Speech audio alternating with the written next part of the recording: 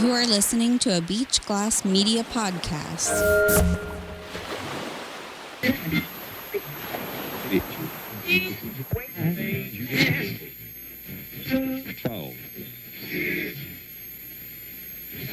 Great news! Donald Trump and Kamala Harris finally went head-to-head in a presidential debate earlier this week, and the results could not have been more spectacular. I mean, sure, it wasn't as exciting as the debate that Donald Trump did with Joe Biden back in June because, let's face it, watching Joe Biden slowly decay on live television until his heart stopped beating was almost as thrilling as watching the assassination of President John F. Kennedy. Both events were equally tragic, except the only difference is the Democrats are still parading Joe Biden's dead carcass around like they did in the 1989 comedy film A Weekend at Bernie's. Of course, the difference is Joe Biden's death on television was anything but a comedy. In fact, watching Joe Biden die in the middle of the debate was more like a horror, according to the Democrats. And just like a horror film, the Democrats shrieked with horror when they found out that the 20-year-old sniper that they definitely did not hire missed Donald Trump's head back in July. And after the Secret Service blew the brains out of the 20-year-old sniper, the Democrats whispered into the ear of the dead sniper saying, quote, "Really? You had one job to do. Now look at the mess you got us in. We can't assassinate Joe Biden because he's already dead.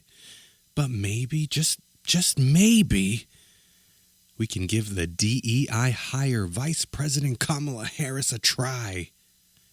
She still has a pulse. Anything is better than dead Joe Biden at this point." End quote. And straight to the spotlight Kamala Harris went, avoiding any real questions from journalists by pointing to her Bluetooth earpiece and mouthing to them, "I'm on the phone." Kamala made it to the debate stage this past Tuesday, not having to explain herself to the American people. I mean, yes, we remember the CNN interview Kamala did with her BFF Dana Bash practically answering all the questions from Ms. Harris. But now, Kamala will have to stand her ground on her own as she debates Hitler. I mean, Donald Trump, all by herself. At least, that's what we were meant to believe, because it turns out once again, and what a shock it was, the ABC News moderators in the debate were actually on Kamala Harris' side. Yes, when asked for comment on why they only fact-checked Donald Trump and not Kamala Harris during the debate, the moderator said, quote, "Because Kamala Harris never lies." When asked, "How do you know Kamala Harris never lies?" the moderator said, "Because she's diverse. Duh." When asked about Kamala's policies she supports, the moderators said, "They're inclusive, so don't worry about it." And when asked how she plans on fixing the economy, the moderators once again stepped in on Kamala's behalf and said, "It will be equitable." When asked, "Isn't that just socialism rebranded?" the moderator said, "Fact check, false. Real socialism has never been tried before." When asked, "Hasn't socialism and Marxism killed millions of people in the world?" the moderator said, "Fact check, no. Socialism always works." When asked about the war in Ukraine and the Middle East, and when asked about our freedom of speech and asked about telling the truth, The moderator said, "War is peace. Freedom is slavery. Ignorance is strength." When asked, "Isn't that just the doublethink slogans from George Orwell's dystopian novel 1984?" The moderators responded, "No, we would never lie to you." And finally, when asked, "Is Joe Biden actually dead?" the moderator said, "Yes, and Big Brother is watching you."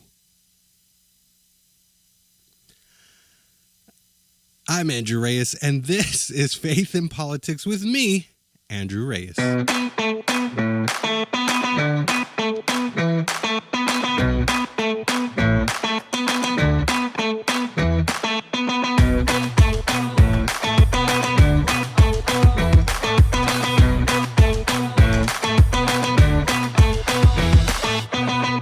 Part 1.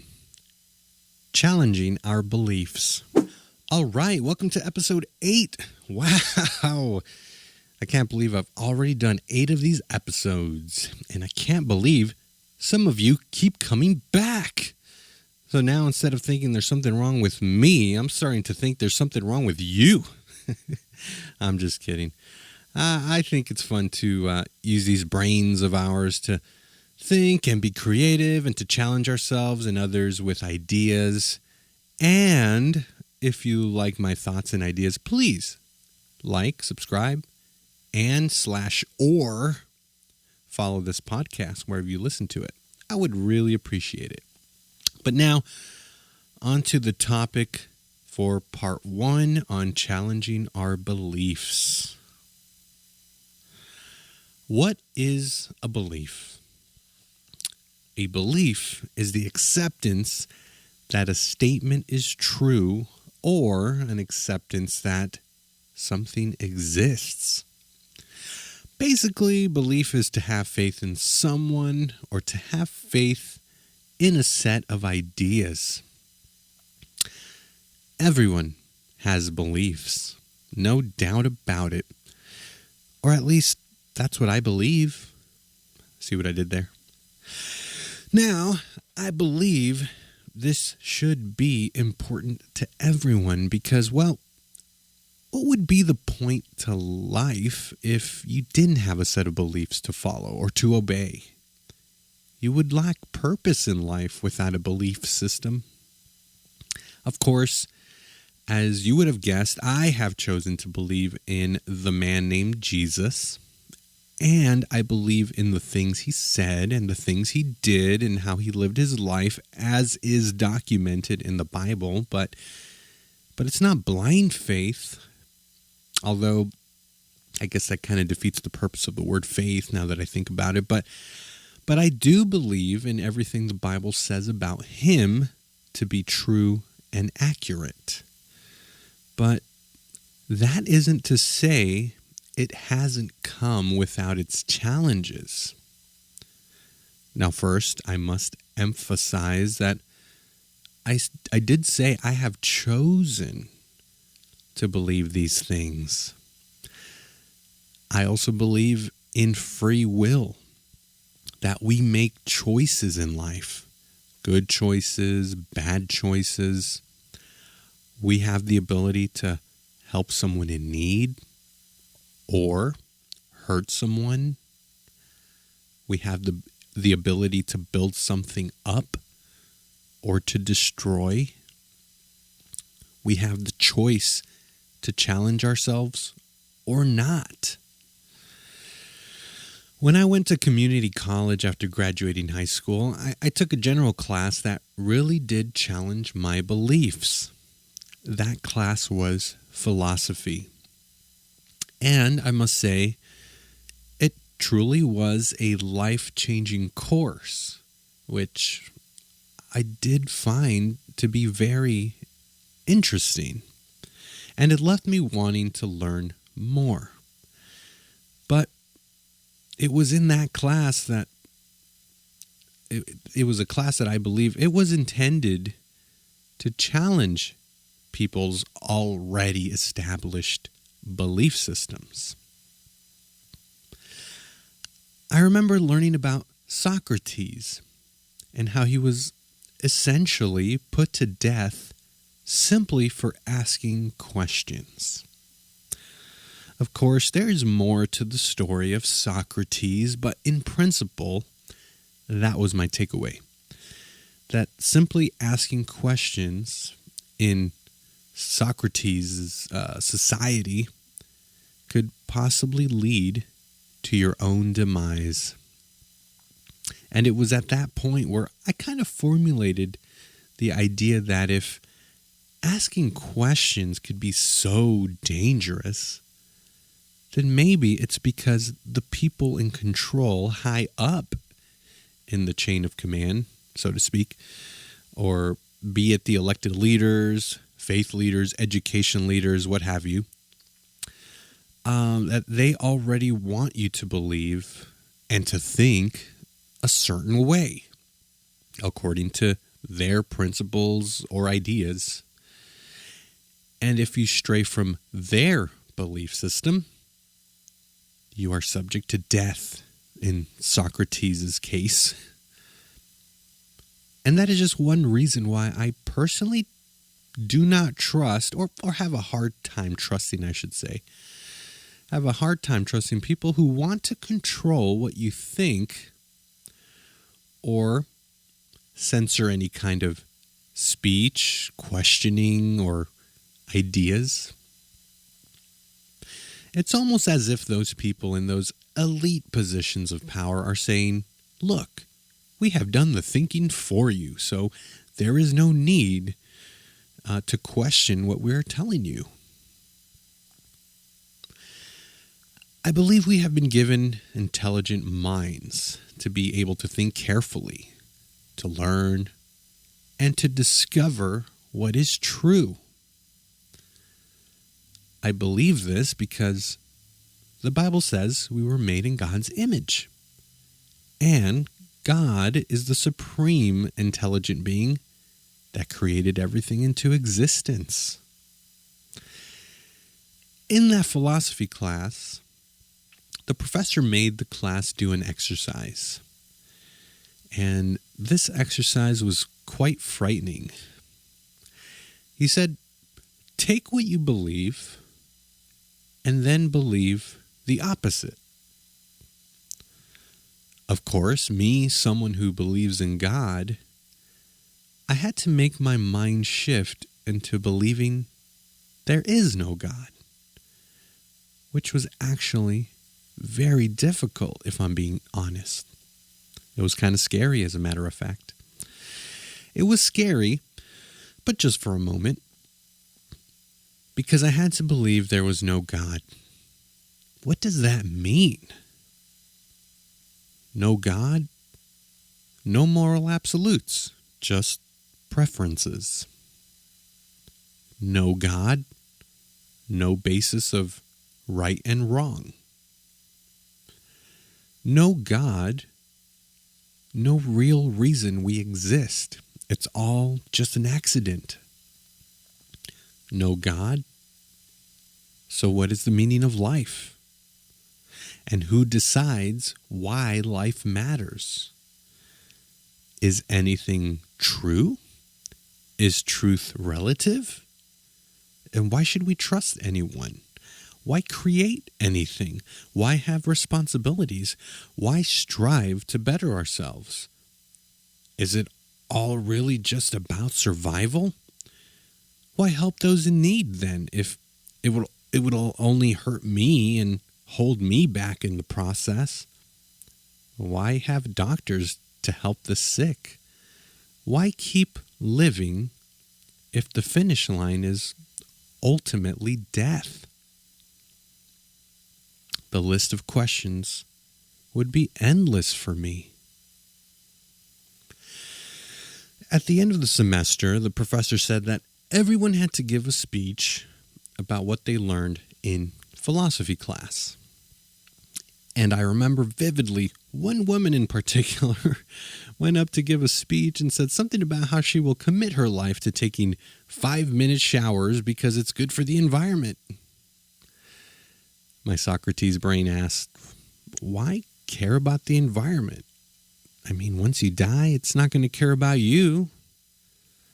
I was being sarcastic, of course. Another student said he no longer believed in God after taking this course. I was pretty stunned to hear that, to be quite frank. I went up to give my speech. And in my speech, I talked about my interest in Socrates and learning about different philosophical ideas and how it expanded my view of different belief systems. But I also made it a point to the whole class that I had not stopped believing in God. And I subtly think that that's why I didn't get an A in class. But I'll just keep that to myself. I can't remember exactly what I said in my speech to that class, but it must have been something like, I still believe God exists, and I believe that as much as I believe that I exist, and because I can carefully think about things. And that is enough for me to believe that an intelligent creator with an intelligent mind must have given me the ability to think and to be able to think freely and to ask questions. We are not robots that have been pre-programmed to run a certain way, but I believe we have been created with the free will to think, to make choices, whether they be good choices or bad choices. The choice is ultimately up to us.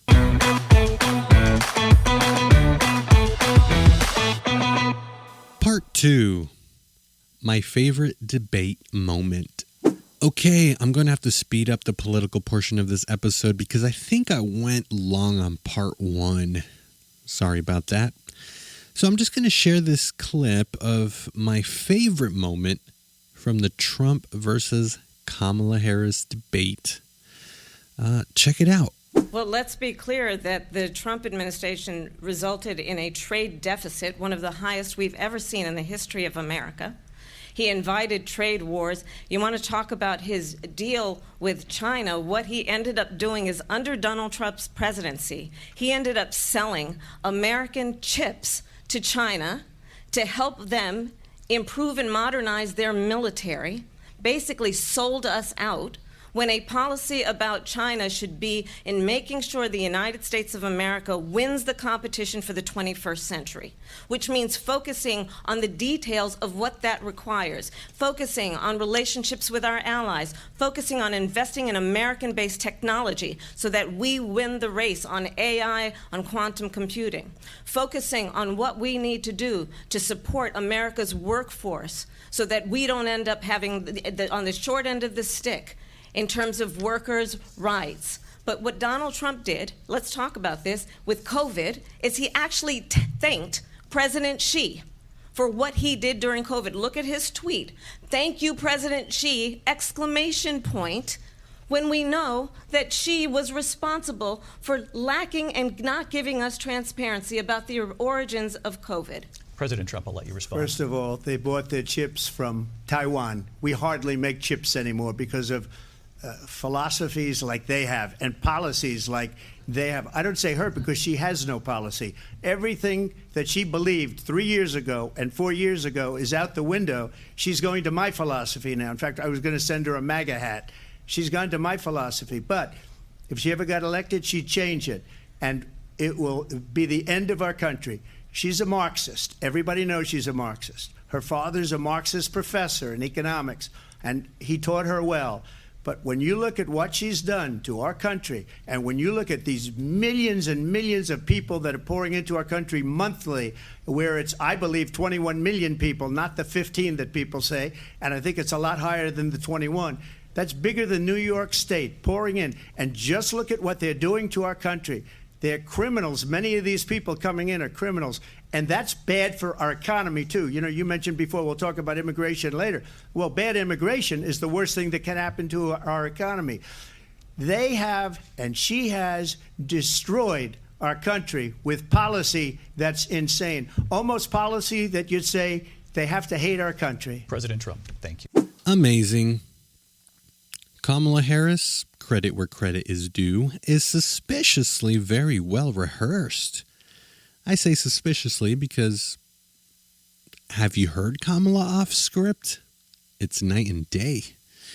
But Trump makes that hilarious point that leads him to say that he wants to send Kamala a MAGA hat because she flip-flops on all her policies. And her policies are basically the same as Trump's for the most part. Now, I can only think of two scenarios on how to make sense of all this. One, she is flip-flopping on her policies. Either she was initially running as the same, having the same policies as Joe Biden, but obviously her campaign is most certainly trying their hardest to distance themselves from Joe Biden because, well, they did sort of kind of killed him off even after they claim that Joe was the sharpest tool in the shed. Or what she's trying to do is to have her policies be the same as Trump's, the fixing the crisis at the border, the economy, no more fracking and all that, because they're actually good policies. But if that's the case, the question still remains. Why isn't she doing anything to implement these policies or to fix these issues right now? Kamala is currently in the White House as Vice President of the United States right now as we speak. She can do something about the border, the economy, etc. She could do something right now. She's been in the White House for 3.5 years. So why is she all of a sudden now saying, I will fix all these issues and all these problems, but first you have to elect me president in order to, quote unquote, move America forward? It's just unbelievable. See, we know who Trump is, but we don't know who Kamala is. She is either Joe Biden 2.0, which, come on, that would be a train wreck for our country, or she is whatever the mainstream media wants you to believe that she is. Which the mainstream media wants you to believe that she is competent, intelligent, and a strong leader. Which, to be fair, that would all be true. But it would only be true if the truth didn't matter. And that'll do it for today. Thank you for listening. Don't forget, keep up the faith.